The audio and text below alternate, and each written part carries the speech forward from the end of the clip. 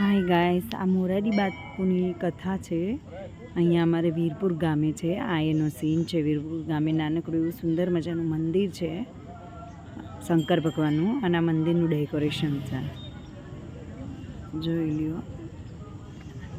અરે બીજી દુનિયાની અંદર મીન્સ કે અમદાવાદ છે, ધોળકા છે, ત્યાં વડની આટલી વડવાઈઓ નથી હોતી જે જમીનને અડી.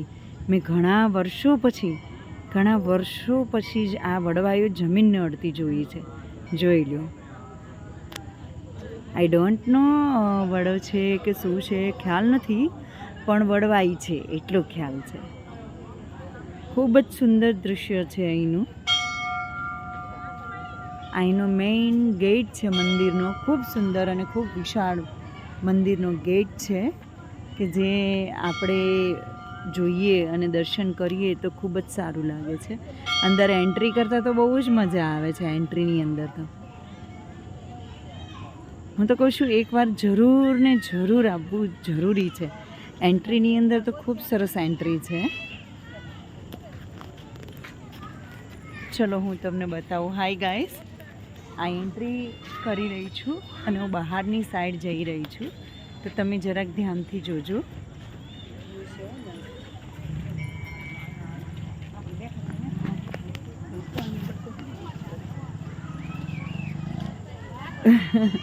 ગાઈસ, કેટલું સુંદર છે આ જે રોડ દેખાઈ રહ્યો છે તેની ઉપર જે ડેકોરેશન કરેલું છે ખૂબ જ સુંદર છે.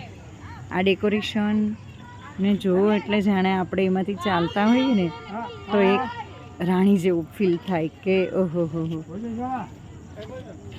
ખૂબ મજા આવે એમ ચાલવાની. ખબર નહીં, પણ નાનપણથી જ એવો શોખ હોય છે ઘણા બધા લોકોને કે જે લાઇટિંગની નીચે ચાલીએ તો ચાલવાની બહુ મજા આવે.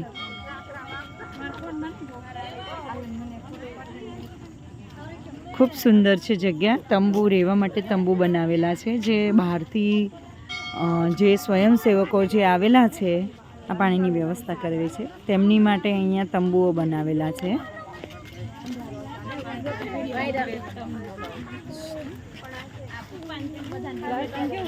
ખાસ કરીને આ તંબુમાં રહેવાની જે મજા આવે ને ગાઈઝ, એવી તો ક્યાંય ના આવે એમ. એકવાર રહેવા જેવું છે, તો રહેવાની ઈચ્છા હોય તો આવી જાઓ વીરપુર ગામ. પાલીતાણાનું વીરપુર ગામ. ખૂબ સુંદર તંબુ બનાવેલા છે. થોડા દૂર છે, ત્યાં લગભગ સંતોના ઉતારા યા તો કોઈ હરિભક્તોના ઉતારા હશે, એટલે જવાનું યોગ્ય નથી લાગતું. પણ હું તમને આગળ વિડીયોની અંદર બતાવી શકું છું કે હવે આગળ શું છે એમ. ચોક્કસ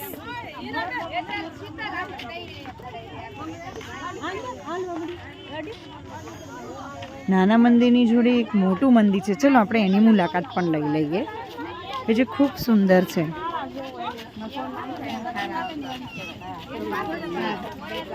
હા, એન્ટ્રી ગેટની અંદર મોરારી બાપુ અને જે સંત મહાત્મા છે તેમની તસવીરો લગાવવામાં આવી છે.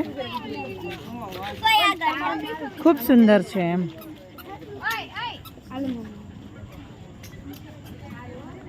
ચલો આપણે એક મંદિર જોશું, અને જે મંદિરની અંદર આપણે આવ્યા છીએ એ મંદિરના થોડા દર્શન કરશું.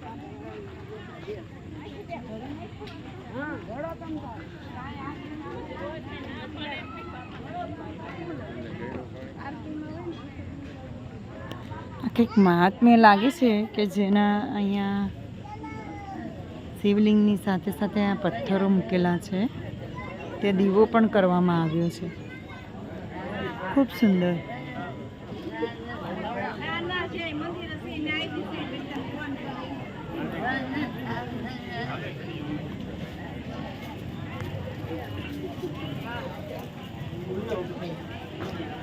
કદાચ આ મંદિર લાગે છે નીચે. આઈ થિંક મંદિર છે. ચલો આપણે પણ જઈએ, મુલાકાત લઈએ. ભોયરામાં મંદિર છે. આ કંઈક જૂની પુરાની વસ્તુઓનો સંગ્રહ કરેલો લાગે છે. અરે અચ્છા, લેડીઝ નો એન્ટ્રી છે, લેડીઝની. હા, ખબર નથી હવે કોઈ જેન્ટ્સ બી મારી સાથે નથી એટલે હું કોને કહું કે તમે અંદર જાઓ. અરે અરે ના પાડે છે, ના પાડે છે. ઉપર વ્યાલો ગાનો બધા ઉપર એટલે શું છે નીચે છે શું પણ નીચે છે શું સમાધિ છે. અચ્છા બાપુની સમાધિ છે એટલે ના પાડે છે કદાચ લેડીઝ નો એન્ટ્રી. ઓકે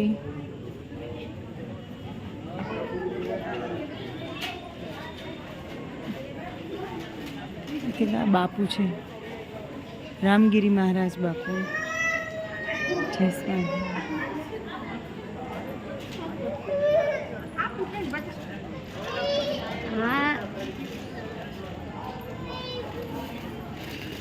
દર્શન નથી થતા. એટલો બધો પ્રકાશ મૂકી દીધો છે કે એમના દર્શન થતા નથી.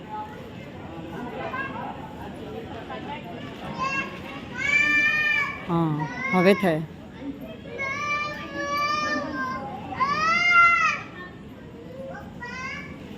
શંકરાચાર્ય મહારાજ.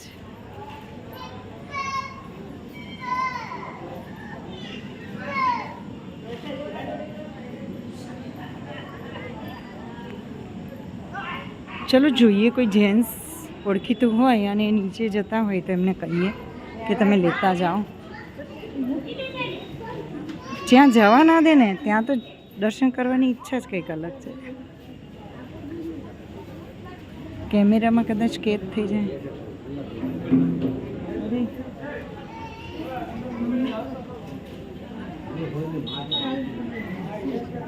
પરમિશન જ નથી આપણને. પરમિશન એક બેન તો આવ્યા નતા અમે અંદર જઈને બહાર નીકળ્યા.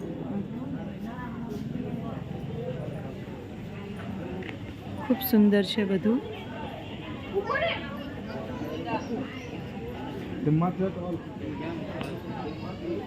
આ કદાચ શું છે એ ખબર નથી પણ બહુ સુંદર ઓટલો છે. એની સાથે કમળનું ફૂલ છે. કમળના ફૂલ ઉપર થોડા ઘણા પથ્થરો રાખેલા છે. કદાચ માન્યતા હોઈ શકે કે આ પથ્થરો શેની કારણે છે. જોડે બે શંખ પણ છે. સુંદર મજાનું કમળ છે. ખબર નથી કારણ શું છે.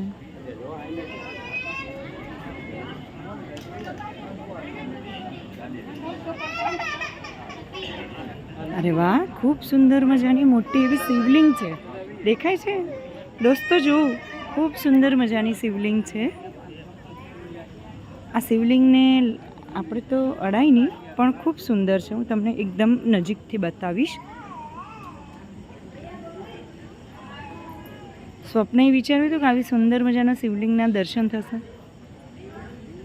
જો થઈ ગયા ને.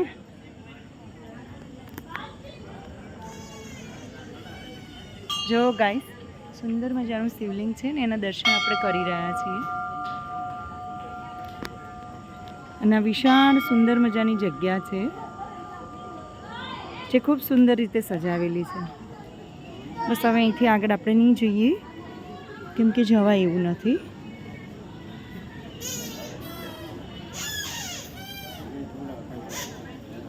Okay bye guys.